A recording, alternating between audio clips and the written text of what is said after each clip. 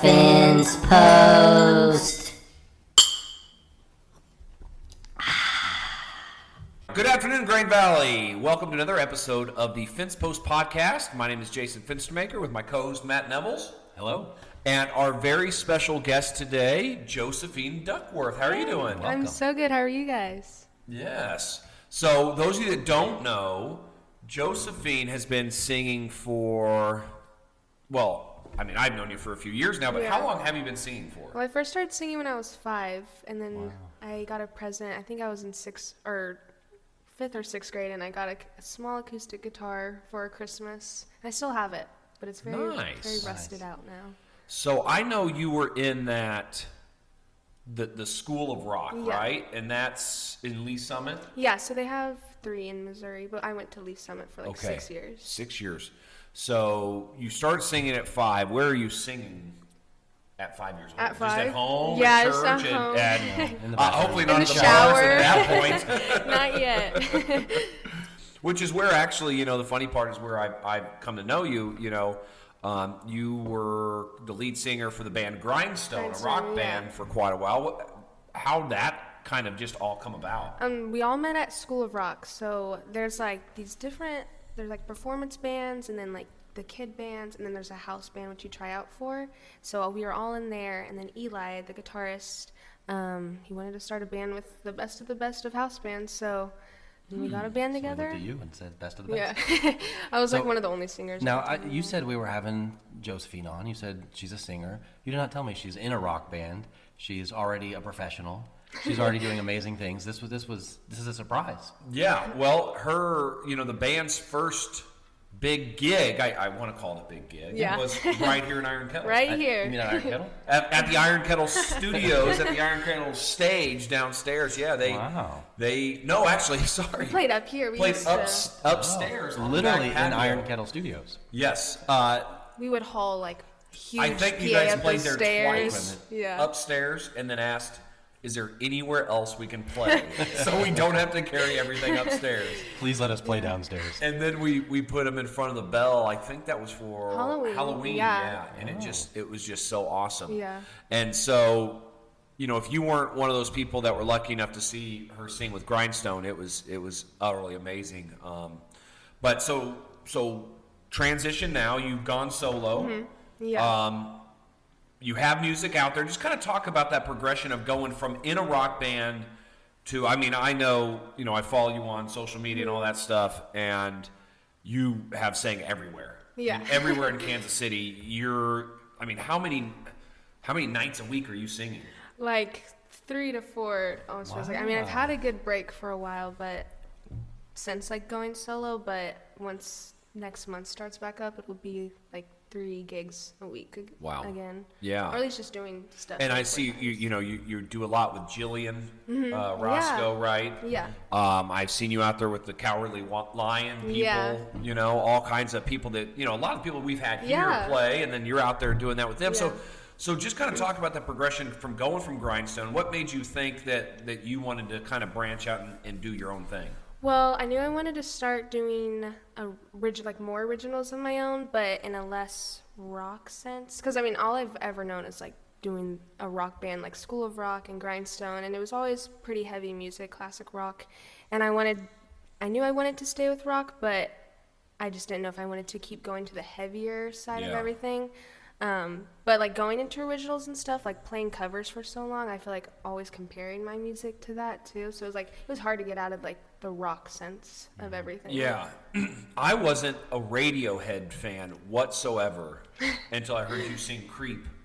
And I said, that's where it's at. I think I might like Radiohead. No, I did not enough to go back and actually listen to music, stuff like that. But I was like, the next gig I'll never sing Radiohead again. Yeah. Maybe you like her cover of Radiohead more than you like Radiohead. Clearly, that was for sure. Maybe she does Radiohead better than Radiohead. I don't even, does Radiohead even do Radiohead anymore? I don't think so. No, I don't know. And so still touring. Yeah. So everybody's touring these days and charging an astronomical amount of money. Yeah. And so I was lucky to have you guys where we weren't charging any astronomical amounts of money yet. And and you hear that all the time. that you have to cut your chops or, stuff like that. You got to get your feet wet or something like that. Kind of like two people starting a podcast Right. for the first Yeah. time. I mean, we're professionals now, but when we started, I don't know if we knew what we were doing. Yes, and when we do know what we're doing, we'll let everybody know. It might become obvious, we hope. But, so, were you nervous to make that jump as a solo artist? Or, because, being in a band, you've always had that backup, those people there with you, Yeah. you're singing more covers. I know you guys had a few originals that you guys wrote and stuff like that, and they were heavier. Yeah. And a lot of guitar solos and stuff like Yeah. that. So a lot of that kind of 80s rock cool stuff Yeah. that I still enjoy. Yeah. Not different than what Mr. Neville's types of music Well, Mr. Neville's enjoys. Beethoven and Bach, and maybe if I'm branching out, a little Dave Matthews Band, whatever. And that's it? That's the only one you're going to talk about? pretty much it. You're not going to talk about traveling the country to see who? Okay, now we don't need to talk about that. That's Where'd not, you go? Okay, so first of all, let's preface this with the fact that my daughter is a huge fan of BTS. She's a huge K-pop fan. Ooh. So being the good dad that I am, I have taken her to a few concerts. And maybe in going to those concerts, I might have gotten a little into it. Just for her sake. Only for her Only sake. for her. Not for me. You did not not go for for me. him. No. Never. Yeah. Where all? We've seen BTS in Chicago, Vancouver, and Seattle. And we saw another K-pop band, 17, once or twice or a few more times. That's committing. Yeah. That is committing. Listen, Grain Valley, this is between us. This doesn't need to get out. This doesn't need to get out. This is between us and our Yes. 7 listeners. Yes, we don't need all of his students to know that he's a giant No. K-pop fan. Yes. No, please. All right, so we're not here talking about Matt and his K-pop addiction. We're here talking about Josephine and her music. So you make that jump, you go solo. Obviously, you're starting to just sing a bunch with people at open mic nights and other stuff where you're kind of on this docket. But now you believe, you have obviously, at least one out there now. And the name of the song is what? Life as it seems. Life as it seems. And we're actually going to give you a sneak peek of it at the end of our outro, at the end of this podcast. And so I know I've listened to it. It's really great. Thank It you. is completely different than what you're typically yeah. doing, but it's great. It's Yeah. not K-pop. Well, So I'll give it a shot. he'll give it a shot, but there's a chance we'll see. But so now I know as a going solo person, you haven't ever really had to play an instrument. Yeah, besides piano, but that was like few. Yeah, few you play a little bit of songs. keyboard and Yeah. stuff like that and piano with Grindstone. But now, for you to sit there and stand in front of people for 2 hours, 3 Yeah. hours solo, you got, if you're you got to be able to play some music. So have you picked up an instrument that now you feel comfortable doing? Yeah, so I just started learning guitar, and so for Christmas I got a guitar and a case and all that, and I was really nervous. I was like, I don't think I can ever be as good as Eli or all these other musicians that I'm seeing on the basis, but I picked it up and I'm getting a lot better at it. But Well, the good yeah. news is that you don't have to be as good as them. Yeah. Yeah. Yeah. For you, your voice is going to carry you. You just have to be able to strum and just play along Yeah. to whatever you're playing. We have people here all the time that I would never consider them phenomenal musicians, but they can sing real well. Yeah, they put on a good show. And then we have some that are really good musicians and can sing too. So I know coming up in March, we have you, I believe, if I'm not mistaken, Mr. Nevels, you might have to come to this. Her first official solo Yeah. gig is going to Is be that here. right here at Iron Kettle? Right. Here at here. Iron Kettle. I feel like that was planned. I feel like you planned that. It- This is her Grain Valley's own, her first solo debut here. Grain at Iron Valley's Kettle. own Josephine Duckworth's first solo gig will be here in Grain Valley at the place she got her feet wet. Yeah, with Grindstone. Yeah, so how's that feel? I know how excited we are to have you, but how excited that's is it for very you? cool. I'm really excited. I'm nervous, obviously, because I'm like, fuck, I'm going to mess up. Oh, sorry. I'm going to mess up. Okay. And just like that. But I'm just excited because I know with Grindstone, this is where we got, how we got up here and where I am right now. I wouldn't be here without Iron Kettle or without you.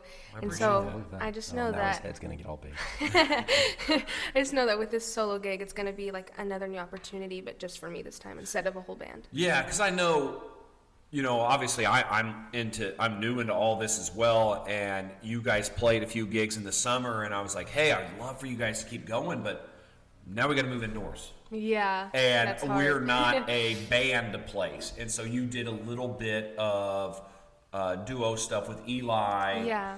And then you ended up going, what was the other gentleman's name? Nate Gregory. Nate Yeah. Gregory. And you did a great job with them, but I could tell personally that it was great for you, but you really needed them for that musical aspect of it, right? Not that them in their own right are great musicians and good singers by themselves, but I would not be able to do it without them. You were just lacking that to be honest, that instrument that now you're obviously working at. And I know, I don't think I could just say, you know what, I'm gonna learn the guitar. No, I know I couldn't. It was funny because my dad was a music major in college. Really? Wow. Yep, he was in the band at Grandview High School back in the day. I think he graduated in 1969 in the band, went to UCM to be a music director. Oh my gosh. And then his draft number started coming up, and so he dropped out of college to join the Navy because he didn't want to go in the Army. And then the draft stopped. No. And so he came back, and he was in the bugle corps in the Navy, so he did the little like taps on his bugle and all Woke that people stuff. up in the morning. And Yeah, people loved him for that, I guarantee it. I bet. So he always wanted his kids to be in music. He didn't push it on us by any means. Yeah. But my brother played the saxophone, was good in the band and all that stuff. My brother can sing. I started playing the trumpet. I quit, and they thanked me. Well, genetics are a crazy thing. You don't always get. It you skips don't a always get it. generation sometimes. It skipped me big time. Big time. My mom was like, thank you very much for quitting. We were so tired of listening to you practice. You were not getting any better. And you said, thanks, Mom. Yeah, well, she was honest. There was no doubt about that. That's good. No doubt about that. But no, I remember vividly my dad, I go, Dad, I don't know how to play this certain song, but I can follow your fingers. So he drew 3 circles, and he would show me how to do it. And it was probably 30 seconds. He got frustrated. Yeah. We went our separate ways. My similar experience, YouTube has like self-tutorials, so we have a piano at home. So about 30 seconds, I try to learn something, and I get frustrated with myself and quit. So See, that's how I learn. Like, I can't look at chords or anything. Like, I can't read that, so I have to watch YouTube videos to learn anything. But then with guitar, like, that's kind of hard to do with looking at that. So I've had to kind of start getting into the theory part, but it's like really hard. I was going to say, everybody that's into music at some point has strummed an air guitar. Oh, yeah. And you just, Played you some just feel, electric Oh, soloing. yeah. You slide with the You're sweeping the kitchen and whammy, suddenly that whammy bar at the bottom just is amazing. And it's amazing how good it sounds in your head. Oh, Right? It just sounds great. And so I don't have to be a great guitarist, but I have to just strum the right chords. Yeah. That some people say that most songs just play by 3 chords anyways, or something like that, and it just is. alternating between those 3 chords. I couldn't tell you what those 3 chords are. Well, I don't even know what a chord is, so An extension cord. That's You know what those are. we have some chords here. We have to hook up some chords, mic cord, extension cord, stuff like that. But so you've been singing all over the place. I mean, I've seen you in, a lot of Lee Summit places. Yeah. You've been in the Kansas City scene for now. You're with what records now, or what labels are releasing your single? Orchard Records and then Sony. Orchard Records and Sony, and you can find her music anywhere on Apple, or anywhere, Spotify. anywhere music can be streamed. So you have one out now. What's the future for Josephine Duckworth in music? So I just recorded a cover called Unaware, and I'll be posting that soon. And then all of March, I'm going to be recording 2 songs for the whole month that I just made. Nice. So, yeah, I'm pretty excited about that. So they have no names, though. That's all right. Well, That's you the know last what? thing I always do. We'll come up with some names. Okay. Yeah. You give us the music. Matt and I are great at coming up with a lot of crap. We came up with a fence post. Yeah. Classic. Yeah. And so music is so different these days. I mean, Matt listened to it on vinyl, and then towards his later years, it vinyl was came on out cassette. later. Earlier on, It was 8-track before that. It was a little The thingy 8-track crank. thing. You've seen the Flintstones. It was similar. Yes. And so I'm 3 years older than you. is the plan a record? Do people do records much anymore? I feel like so many people do records. Like every time I go to the record store, like I see some pop artist that has a record. But I mean, for me, I don't think I'm that big to where I could do that now. So right now it's just about getting some music out Streaming, there, yeah. getting some streams out there, getting your name out there, so that way your kind of fan base can grow. I know, yeah. I know just through having people here at Iron Kettle that I now will travel Yeah. to go see them, especially outside of Iron Kettle, so I can enjoy myself a little bit more Yeah. than at my own establishment. But that's one good thing about having those streaming services out there. Pushing that is, if people attach themselves to a song, there's got to be no better feeling than, and hopefully you feel this soon. When you're up there singing and people are yelling, "Sing Yeah. so and so," Right. Or singing along with it. They know Yeah. the lyrics. Yeah. I watch a lot of documentaries, and I always watch that documentary on Garth Brooks, and he said every time a single would come out on the radio, it was like the biggest thing for that band or whatever, Yeah. him or whoever. And he goes, we'd go into a honky tonk or a bar that night, and we'd play the single like 8 times. Just over and over. Because people wanted it. Because people wanted to hear it, Yep. because new people would come in, play that, heck yeah, let's play that song. And it was just filler after that. So, Josephine Duckworth Music. What all social media? I know you're on Facebook. On Facebook, Instagram, and TikTok. And I think it's all just Joe Duckworth Music or Josephine Duckworth Music. Okay. Now TikTok is that app that the kids are on, I think, right? Yeah. That they're Yeah. We're telling them to get off of. We're telling them to well- put their phone away. The Fence Post has a TikTok account. Does it? I mean, I know what TikTok is. Of course I do. Now, it's random stuff, so don't. It's not just our stuff on here. We'll be posting more stuff on here about that. So definitely follow Josephine on social media. Go to wherever the streaming services are. The song title was again Life as It Seems. "Life as It Seems," which is what it is. It seems Yeah. pretty nice for you going right now. Yeah. Yeah. And so we appreciate you coming on. Yeah, thank you guys for having Yeah. me. I had so much fun. Yeah. And so till next time, I'm Matt Nevels. I'm Jason Finchmaker, and this is the Fence Post. Bye.